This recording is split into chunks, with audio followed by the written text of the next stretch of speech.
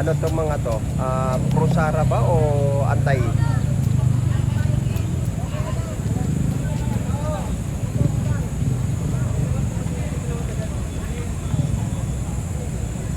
No to impede Sara. Okay. We are before a Oy, Teroy. BBM supporters, okay? And this is one of our shouts for today. We want him to get down, to put down, and get him out of this country. And now one of the very Ano?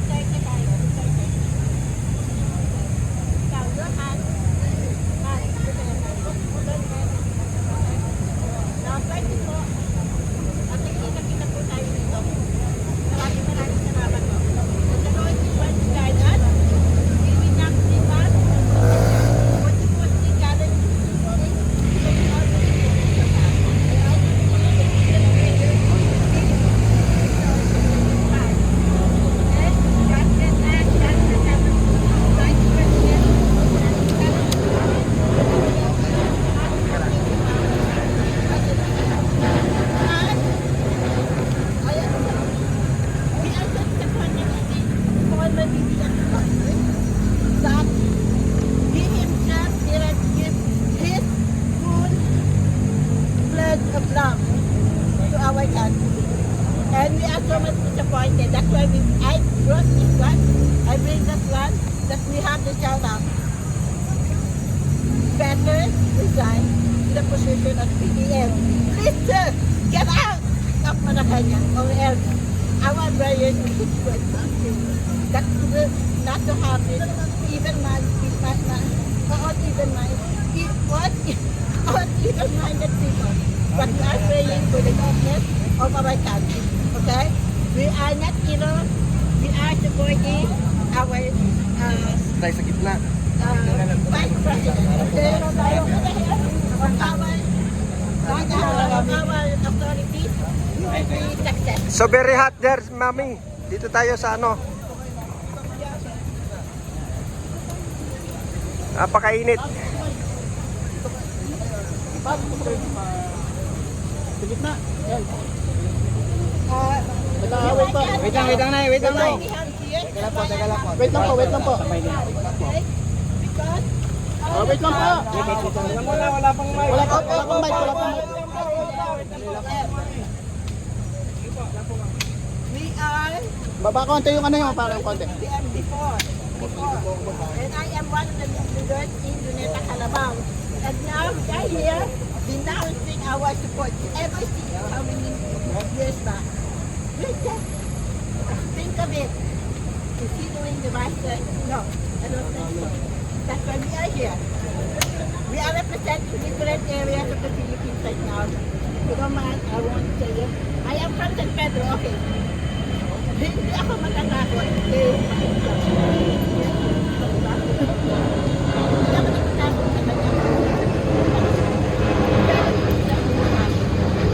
Well, I believe that he is going to find the right people for what really happened in Canada. We are asking him be true to the allegations at testimonies is given. Alam natin lahat. Ako, napuyat ako hanggang alas 4, gising ako alas 5. Tumutuluan mula ako. Bakit? Sapagkat mismo siya nagsinungaling sa taong bayan. I'm so sorry to say this, sir. I am from San Pedro. Now, one of our shout out is BBN, get out of Malacanang. Secondly, we want our former President Duterte to bring him home by our senators. And at least, of course, no? And then, one of our, the most number one shout out for today, not impeachment for our Vice President Sara Duterte. We are here. Dito na po. Kayo lang. Bakit gusto niyo mababait sa pwesto si Pangulong Bongbong Marcos? Ha? Bakit gusto niyo mababait sa pwesto? Yung tanong mo, hindi ko alam kung sino sabi ka, hindi ko rin alam kung sino Reporter po ako from Abad, Pilipinas. Bakit gusto niyo mababait? hindi ka ba obvious sa mga nangyayari tungkol sa mga flood control, flood control, corruption? Hindi ka ba obvious sa mga nangyayari sa DPWH? Hindi pa ba nangyayari? O wala pa ba tayo nakikita? O hindi pa rin tayo nakikinig sa mga dapat nakinggan nating mga tao? Maging, kumbaga, ang ibig kong sabihin ngayon, we should have a critical thinking, okay? Filipinos should have a critical thinking right now. Bakit? Huwag tayo basta-basta yung maniwala kung saan-saan, kung kani-kanino. Katulad nito, ilan kayo rito? Hindi ko rin alam. Baka mamaya, narrative ko na punta sa negatibong narrative. Na iba na yung terms of grace na gagamitin. Kasi marami na yung nagbibigay ng narratibong mali tungkol sa Duterte families. And I am so disappointed. Isa rin akong OFW, okay? For 22 years, I was in Dubai. I am with my husband. Pero nung nakita namin, pera ng bayan, pinamumudmod. By means of what? Ayuda? Ginawa mo na ano? Tamad ang Pilipino.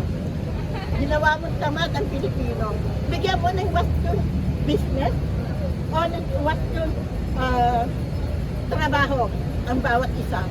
Bakit hindi mo bigyan ng magandang trabaho? Mahirap bang gawin yan?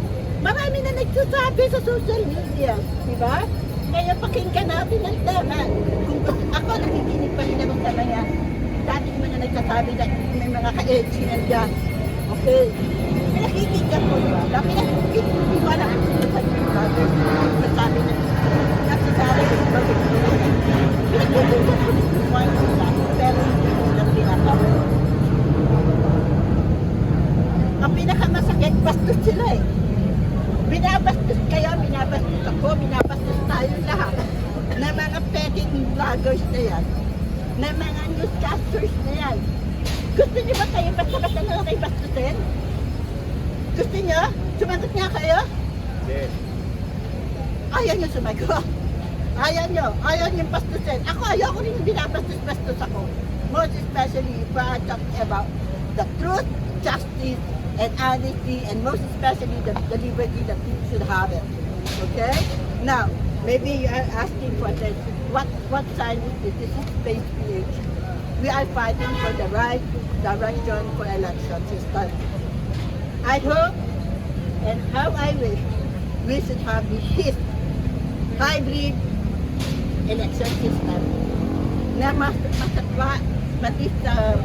how do you call it?